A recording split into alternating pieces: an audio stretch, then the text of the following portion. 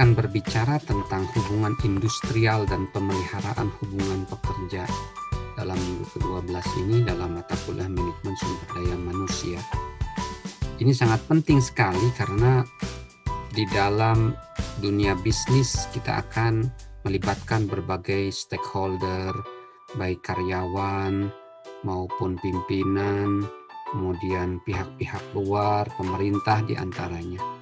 Oleh karena itu kita harus mengkaji itu dan mendudukkannya secara tepat, kemudian menganalisnya secara tepat, dan kemudian melakukan tindakan atau action yang sesuai untuk membuat hubungan-hubungan dari para stakeholder ini berjalan dengan harmoni.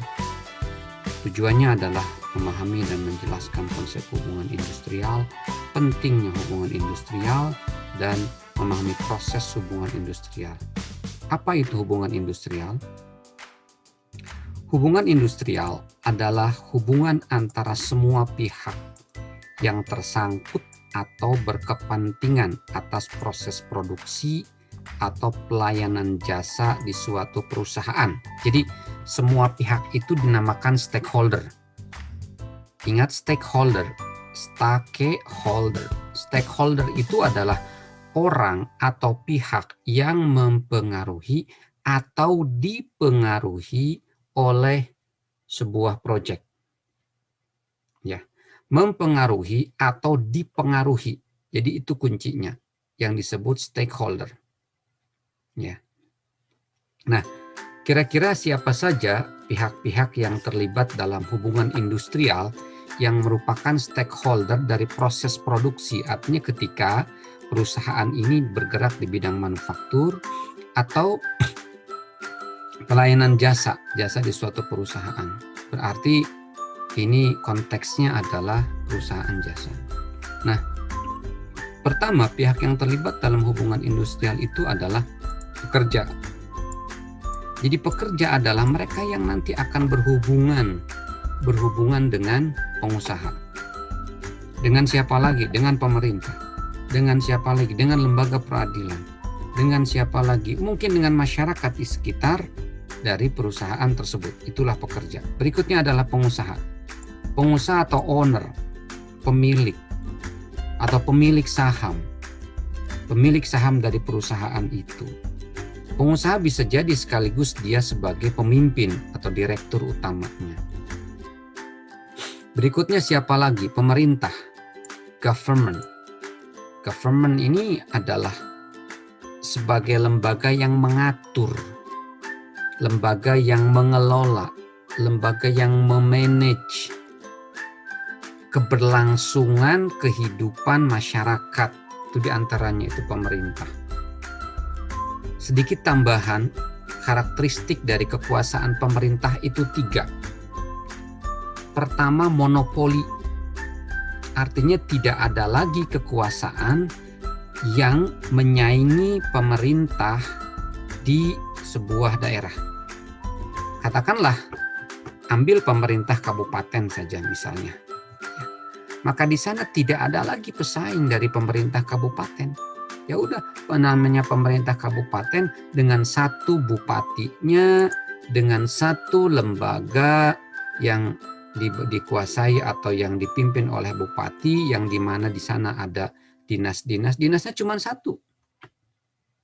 Nggak ada dinas tenaga kerja itu 2, sehingga si masyarakat bisa memilih, saya mau memilih dinas tenaga kerja B saja, tidak mau dinas tenaga kerja A. Itu tidak ada dualisme. Pemerintahan itu sifatnya monopoli. Kekuasaan pemerintah dikuasai semuanya, dimonopoli. Yang kedua, mencakup semuanya. Jadi ketika kita tinggal di sebuah tempat, ya, dan di sana ada kekuasaan pemerintah, maka pemerintah itu mencakup semua orang yang ada di tempat tersebut. Harus terkena, harus merupakan bagian dari kekuasaan dari pemerintah tersebut. Maka ketika ada yang kemudian melanggar yang aturan yang telah ditentukan oleh pemerintah, maka kemudian dia bisa diproses atau bisa dihukum. Karena siapapun yang ada di pemerintahan atau di bawah kekuasaan pemerintah apapun, maka dia dikuasai atau dicakup oleh aturan-aturan yang dijalankan oleh pemerintah tersebut. Ketika saya misalkan tinggal di Australia atau ketika saya di Amerika atau di mana negara-negara yang saya pernah kunjungi, maka ketika saya masuk ke mereka, maka saya kemudian masuk dalam wilayah pemerintahan mereka, kekuasaan mereka. Yang ketiga, ciri pemerintah itu bisa memaksa atas nama kepentingan bersama atau kebaikan bersama. Ketika ada orang tidak mau bayar pajak, padahal pajak itu adalah untuk kepentingan masyarakat karena akan dikembalikan kepada masyarakat, maka pemerintah bisa mempidana. Ketika ada orang ngemplang pajak atau memalsukan dokumen pajak, maka dia bisa dipidana. Kenapa? Pemerintah mempunyai kekuasaan memaksa. Ya.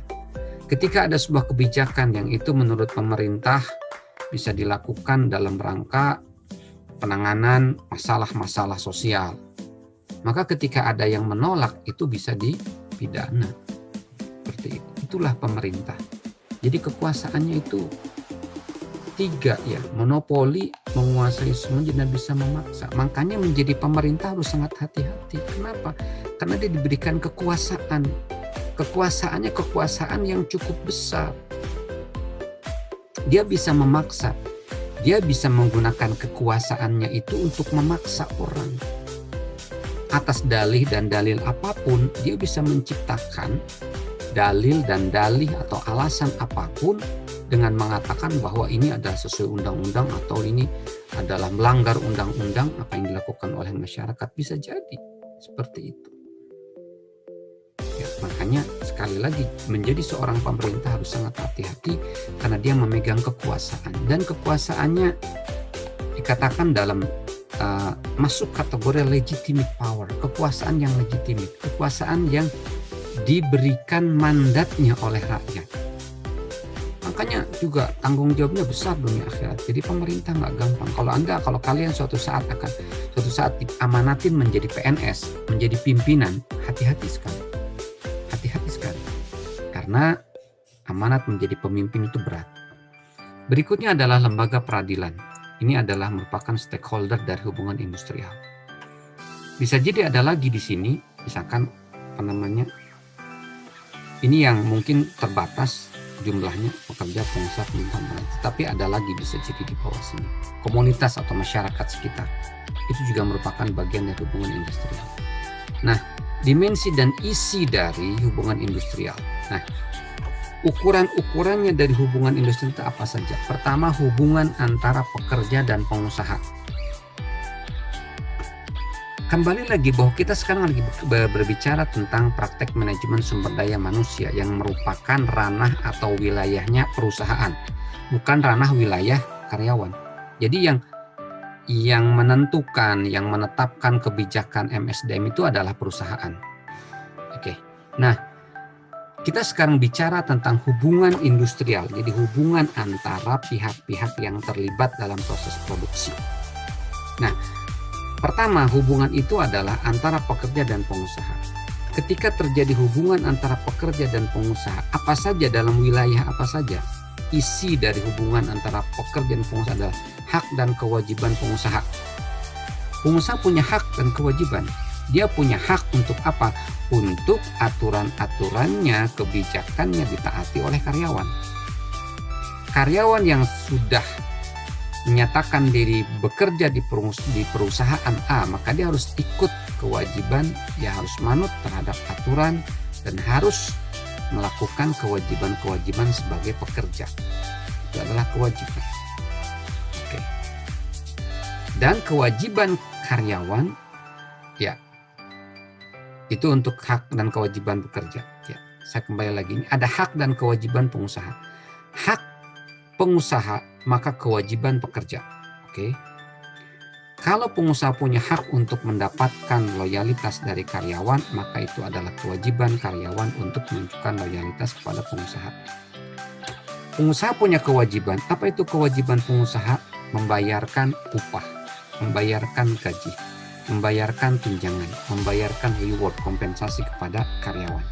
Dan itu adalah hak dari pekerja.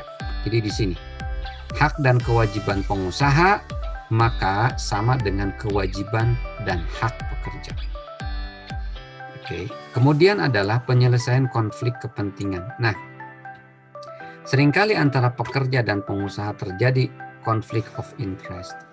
Keinginan karyawan ini, keinginan pengusaha berbeda. Keinginan karyawan tentu saja mendapatkan upah yang cukup, upah yang bisa mencukupi kehidupan mereka, mintanya upahnya yang besar, gajinya yang tinggi. Tetapi si pengusaha pun mempunyai pertimbangan bahwa dengan keuntungan yang kecil, dengan market yang tidak besar, dia pun tidak bisa memberikan gaji yang besar. Sering terjadi clash seperti itu. Maka harus terjadi yang namanya penyelesaian konflik kepentingan. Berikutnya adalah kerjasama kedua belah pihak. Pekerja dan pengusaha, dimensi dari kerjasama antara pekerja dan pengusaha, dimensi dari hubungan industrial antara pekerja dan pengusaha. Isi dari dimensi tersebut diantaranya adalah kerjasama kedua belah pihak, harus bekerja sama. Jadi pengusaha butuh tenaga kerja. Nah, kalau misalkan tidak ada tenaga kerja, kebayang. Nah, sekarang rumah sakit nih, kebayang tuh kalau pengusaha rumah sakit nggak ada nakes, nggak ada dokter, nggak ada perawat, nggak ada staf, gimana? Nggak bisa melayani pasien. Maka harus ada kerjasama kedua belah pihak. Berikutnya adalah dimensi dan isi hubungan industrial berikutnya adalah antara pekerja dan pemerintah. Pekerja dan pemerintah itu bagaimana dalam hal apa? Pemerintah memberikan kontrol. Pemerintah itu dengan dinas tenaga kerja harus mengontrol karyawan agar karyawan juga bekerja dengan baik. Karena ketika karyawan tidak bekerja dengan baik, maka kemudian perusahaan bisa merugi. Dan ketika perusahaan merugi bisa terjadi PHK. Ketika terjadi PHK, maka yang akan repot adalah pemerintah. Bimbingan. Pemerintah itu wajib memberikan bimbingan kepada karyawan. Agar karyawan ketika bekerja itu bisa sesuai dengan aturan yang ada. Itu perlu ada bimbingan dari pemerintah, pengarahan dari pemerintah. Kemudian dan perlindungan dari pemerintah. Di antaranya dengan apa? Dengan pemerintah menetapkan kebijakan-kebijakan contoh UMR, upah minimum regional atau upah minimum kabupaten. Dan setelah itu pemerintah wajib mengontrol ketetapan tersebut. Apakah dilaksanakan enggak oleh perusahaan? Karena bisa jadi ada perusahaan yang nakal, dia tidak mau membayar sesuai dengan UMR, padahal dia mampu.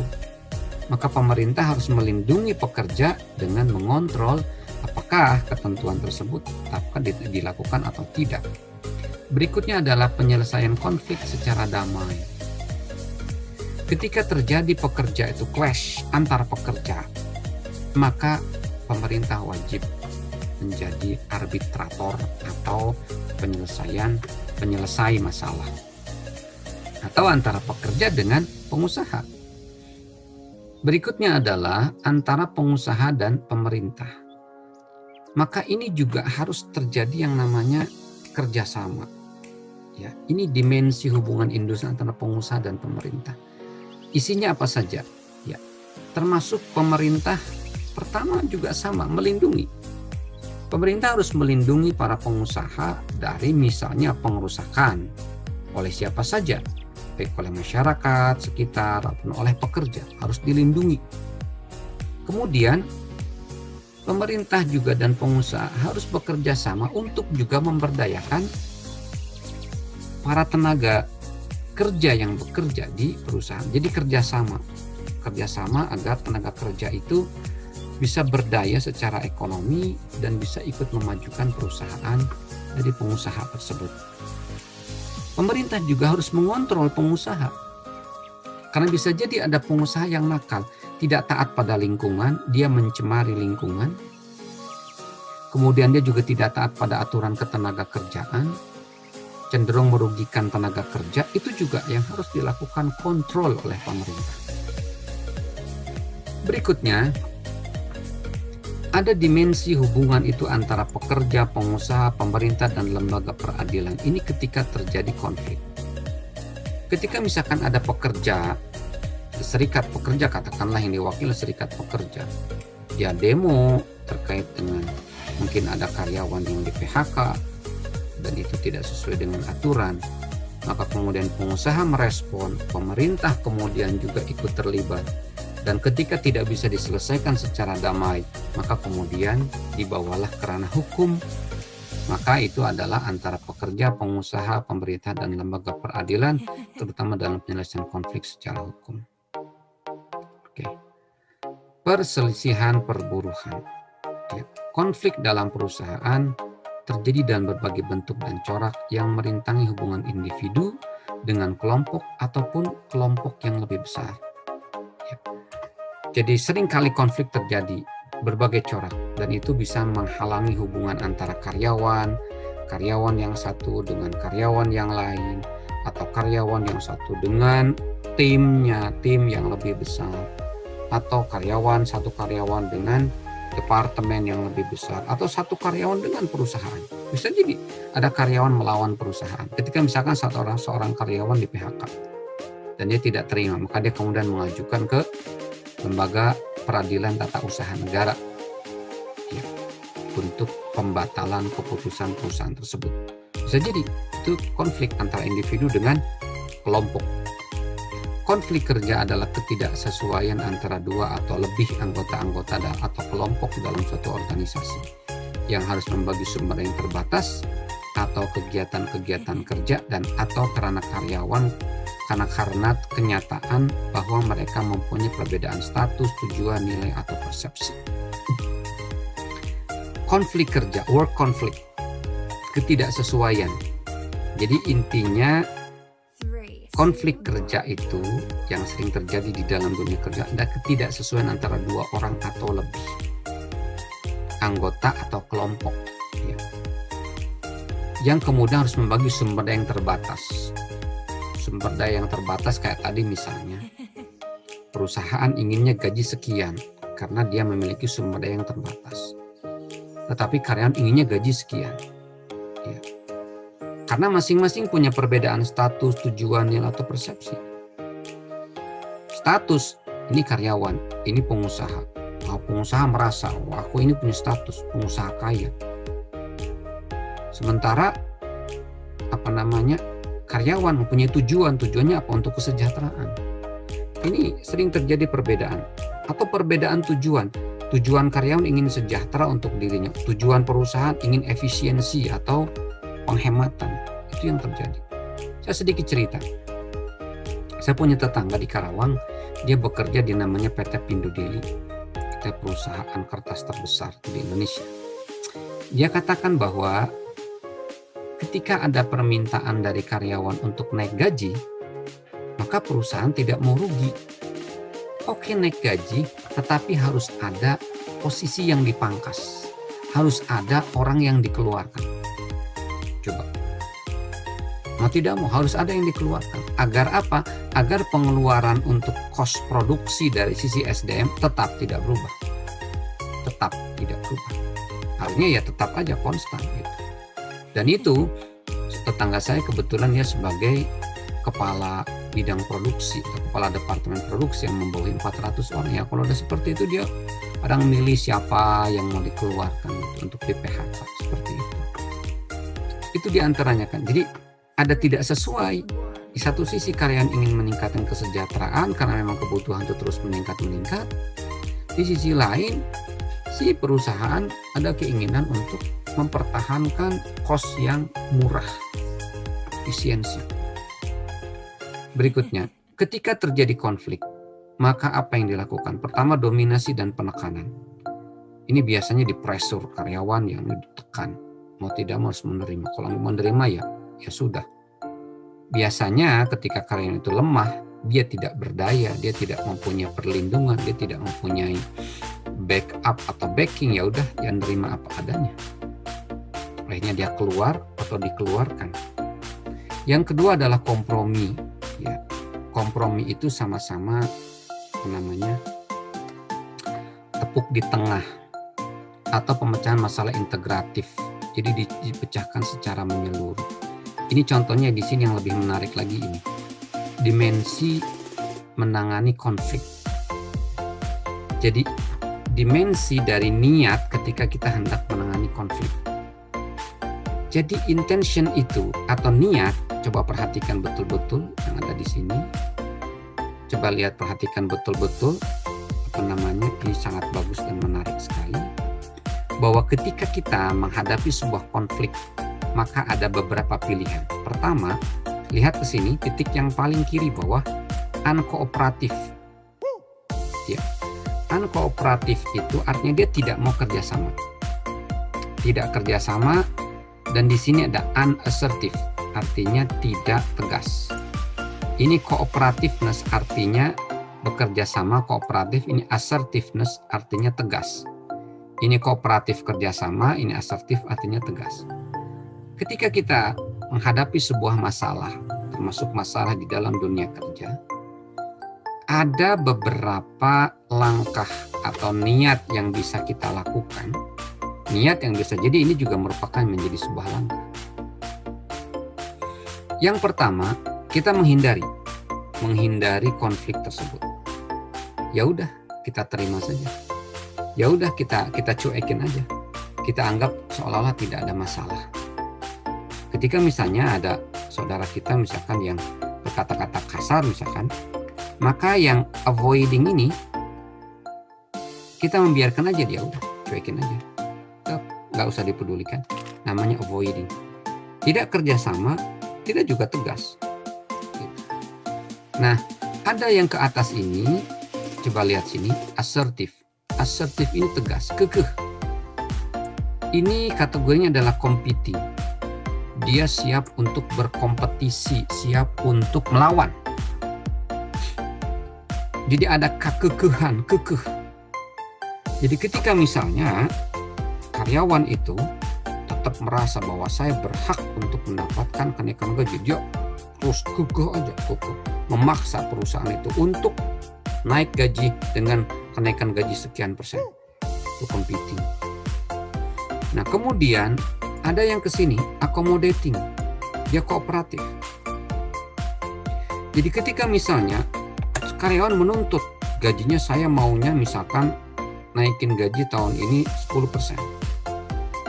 Tapi kemudian perusahaannya saya hanya bisa 5%. Maka kemudian si karyawan itu ya udah saya terima saja. Namanya ini accommodating, kooperatif. Ini kooperatif. Oke, jadi ngalah. Oke, ngalah nggak apa-apa. Kita terima aja 5%. Nah, ada yang sifatnya yang paling bagus, collaborating. Ya. Saya ulangi yang ini ya. Accommodating atau kooperatif itu ya, ketika misalnya si karyawan itu, ketika si perusahaan itu menolak dan kemudian si karyawan ya udah kita terima saja bahwa sekarang kita tidak naik gaji. Ini accommodating. Saya ulangi, saya revisi. Oke, accommodating itu cenderung dia menerima aja apa yang diputuskan oleh orang lain, oleh perusahaan. Nah, ada collaborating.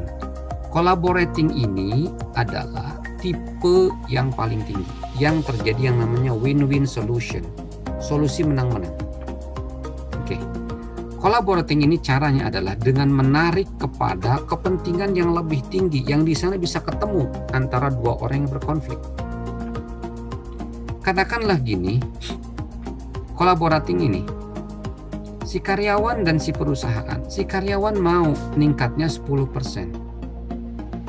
Kemudian si perusahaan mau ningkatnya cuma 5%. Maka kemudian ayo kita diskusikan bareng-bareng antara, ini pemecahan integratif ya, yang ini nih.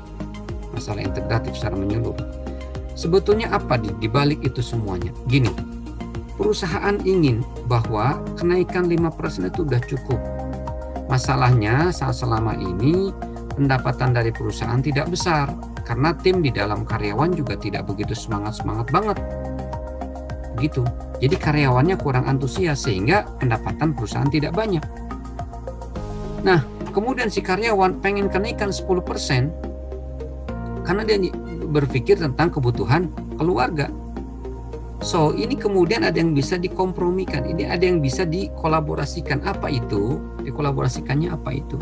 Jadi, sok atuh kalau bahasa Sundanya. Karyawan kerja yang rajin, kerja yang serius dan sungguh-sungguh agar perusahaan itu naik pendapatannya sehingga bisa membayar yang 5% tadi. Jadilah misalnya kenaikannya 10% kenaikan gajinya. Nanti kalau sudah naik 10% maka pendapatannya, maka nanti si perusahaan bersedia untuk menaikkan gaji karyawan seperti itu. Ketika terjadi kesepakatan, oke deh kalau begitu. Perusahaan siap menaikkan 10% asalkan karyawan semuanya harus melakukan ini. Itu namanya collaborating. Jadi berkolaborasi, sama-sama senang. Perusahaan juga senang, kenapa? Karena dia mendapatkan janji dari semua karyawan bahwa karyawannya akan serius bekerja sungguh-sungguh agar bisa pendapatan perusahaan meningkat. Nah, kompromi ini tengah-tengah, jalur tengah. Jalur tengah ini misalkan begini, ya udah kompromi aja. Kamu pengen naiknya misalkan 10%. Saya mau naik 5%. Oke deh, naiknya 7,5% saja. Jadi sama-sama saling mengorbankan kepentingannya. Begitu. Kata perusahaan, daripada mogok kerja, karyawan tidak ada yang kerja, repot lagi, ya udah kenaikannya 7,5% saja. Si karyawan hanya sepakat naiknya 7,5%. Seperti itu. Itu namanya compromising. Kompromi itu jalan tengah. Kalau collaborating itu saling bekerja sama. Gitu. Seperti itu. Itu tentang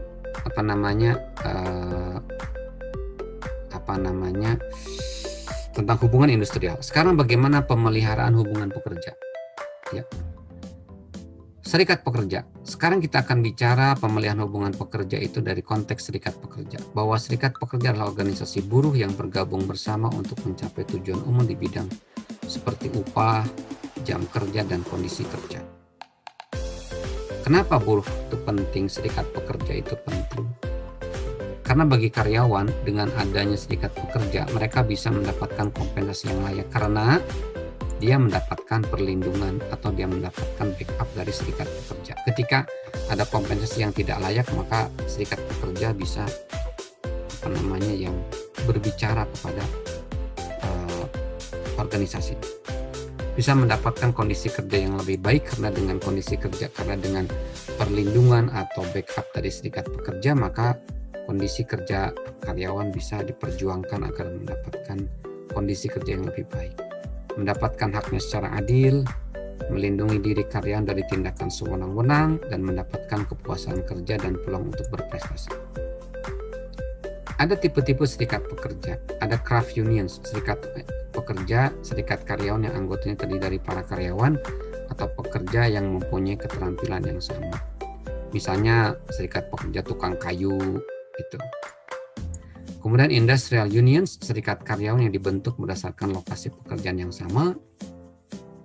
Serikat ini terdiri pekerja yang tidak berketerampilan maupun pekerja yang berketerampilan dalam suatu perusahaan atau industri tentu tanpa memperhatikan sifat pekerjaan mereka.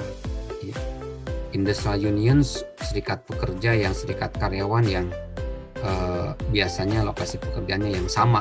Misalnya buruh di sebuah pabrik, di sebuah industrial estate atau industrial estate itu lokasi wilayah industri seperti itu, maka kemudian membentuk serikat karyawan. Kemudian mixed union, artinya serikat karyawan yang mencakup para pekerja terampil, tidak terampil, dan setengah terampil dari suatu lokal tertentu dan tidak memandang dari bentuk serikat karyawan ini mengkombinasikan craft union dan industrial union. Ini adalah campuran antara craft union dan industrial union. Nah, tantangan di dalam pemeliharaan hubungan dengan pekerja. Hubungan karyawan secara khusus menghadapi tantangan dari lingkungan kerja fisik karyawan, konflik kepentingan antara pekerja dan pengusaha, wabah, dan lain-lain. Ini adalah masalah tantangan yang biasa terjadi antara karyawan dengan perusahaan. Lingkungan kerja fisik karyawan, kadang lingkungan kerja fisik karyawan yang merasa tidak nyaman buat karyawan, ini juga bisa menimbulkan konflik dengan pimpinan. konflik kepentingan antara pekerja dan pengusaha seperti tadi, konflik terkait dengan masalah penggajian, konflik terkait dengan masalah kebijakan dan sebagainya, wabah dan lain-lain. Maka jalan keluarnya adalah komunikasi dengan karyawan, bimbingan karyawan, dan kedisiplinan kedua belah pihak. Maka harus ada open communication. Seperti tadi, yang di atas tadi, yang ini, collaborating, compromising, itu bisa diwujudkan ketika ada open communication, ketika ada komunikasi yang terbuka antara perusahaan dengan karyawan. Jadi jangan sungkan untuk berkomunikasi dengan karyawan. Ya, hal ini diharapkan akan menciptakan suasana kerja yang sehat dan dapat meningkatkan produktivitas dan kinerja perusahaan. Ini hubungan pemerintah, serikat pekerja, dan manajemen. Coba lihat di sini. Pemerintah memberikan perlindungan, ya, tindakan yang legal terhadap manajemen. Jadi pemerintah pun melindungi perusahaan. Ya. Ini adalah aktivitas serikat pekerja. Jadi pemerintah ketika misalnya ada konflik antara manajemen dengan serikat pekerja, maka pemerintah juga harus melindungi kepada perusahaan. Jangan sampai perusahaan kemudian dirugikan atau dirusak oleh adanya aktivitas serikat pekerja yang misalnya ada kecenderungan anarki. Kemudian pemerintah juga melindungi serikat pekerja, melindungi karyawan dengan melalui tindakan yang legal tentunya dari aktivitas manajemen, dari kebijakan-kebijakan perusahaan yang tidak pro kepada buruh, yang merugikan buruh. Dengan dua perlindungan tadi, maka diharapkan manajemen bisa memberikan kesempatan kerja kepada serikat pekerja. Serikat pekerja bisa membantu, ya, perwujudan kinerja kerja yang efektif, yang berhasil kepada manajemen. Ya. Artinya serikat pekerja itu bisa mendorong karyawan agar anggota serikat pekerja, kamu kerja yang benar. Kamu kerja yang benar di perusahaan kamu agar perusahaan kamu maju. Ketika misalnya perusahaannya itu melakukan tindakan yang tidak legal, tindakan yang sifatnya merugikan, maka serikat pekerja yang akan membela karyawan, dan pemerintah pun ikut untuk menjembatani atau menengahi ketika terjadi konflik antara serikat pekerja dengan manajemen. Inilah kontrak manajemen dan serikat pekerja. Idealnya begini. Jadi serikat pekerja memberikan kinerja kerja yang efektif kepada manajemen, manajemen memberikan kesempatan kerja kepada serikat pekerja. Maka itu akan menjadi sebuah hubungan yang indah antara pemerintah, manajemen, dan serikat pekerja. Tahapan hubungan antara perusahaan atau organisasi dengan serikat pekerja. Tahap konflik, ya, perusahaan mencegah karyawan masuk anggota serikat pekerja. Ada perusahaan yang memang alergi dengan serikat pekerja, maka tidak boleh karyawan itu menjadi anggota serikat pekerja. Namun ada juga kemudian perusahaan tahap eksistensi, membiarkan dan mengakui adanya serikat pekerja dalam perusahaan meski bisa jadi dengan sikap terpaksa. Namanya tahap pengakuan atau eksistensi. Berikutnya tahap negosiasi. Manajemen masih tetap memandang serikat pekerja sebagai penghalang dalam hubungan kerja. Hanya manajemen menyadari bahwa serikat pekerja melakukan kenyataan dalam perusahaan. Ini namanya tahap negosiasi. Manajemen melihat bahwa serikat pekerja memang agak menghalangi dalam hubungan kerja, tetapi menyadari bahwa ya serikat pekerja memang kenyataan yang ada di dalam perusahaan besar, terutama ya. Kalau perusahaan kecil jarang mereka karyawannya tergabung di dalam serikat pekerja. Perusahaan kecil jarang, perusahaan besar biasanya. Tahap akomodatif. Manajemen menggunakan serikat pekerja sebagai saluran hubungan antara manajemen dan para karyawan. Memanfaatkan serikat pekerja dalam penegakan disiplin karyawan. Ini yang dalam tahap yang lebih tinggi. Mengakomodir, mewadahi. Jadi justru serikat manajemen itu memanfaatkan atau berkolaborasi dengan serikat pekerja sehingga serikat pekerja bisa bermanfaat buat manajemen. Karena manajemen mengakomodir serikat pekerja. Dan terakhir adalah tahap kerjasama, di mana tahapan paling maju dan ideal di mana serikat pekerja membantu meningkatkan efisiensi, efektivitas, produktivitas, dan semangat kerja. Ini positif sekali. Nah, arbitrase itu adalah sebuah lembaga yang berfungsi memediasi penyelesaian konflik. Ya, tapi ini sebetulnya arbitrase ini memang nggak tahu saat ini masih ada atau tidak ya.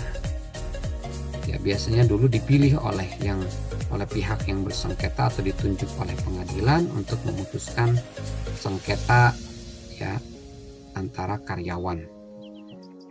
Memiliki keuntungan dibandingkan melalui pengadilan, terutama terkait penghematan waktu dan biaya. Namun bisa jadi kelemahannya tidak diterima oleh salah satu pihak atau tidak bisa memaksa mengikat bagi yang bersengketa, itu arbitrase. Sepertinya arbitrase saat ini nggak tahu masih ada atau tidak itu ya. Memang arbitrase ini lebih sebagai mediator, dia memediasi konflik antara karyawan dengan kerja. Mungkin bisa jadi arbiter ini adalah pemerintah yang menengahi konflik antara karyawan dengan pengusaha. Saya kira cukup. Mudah-mudahan apa yang saya sampaikan ada manfaatnya.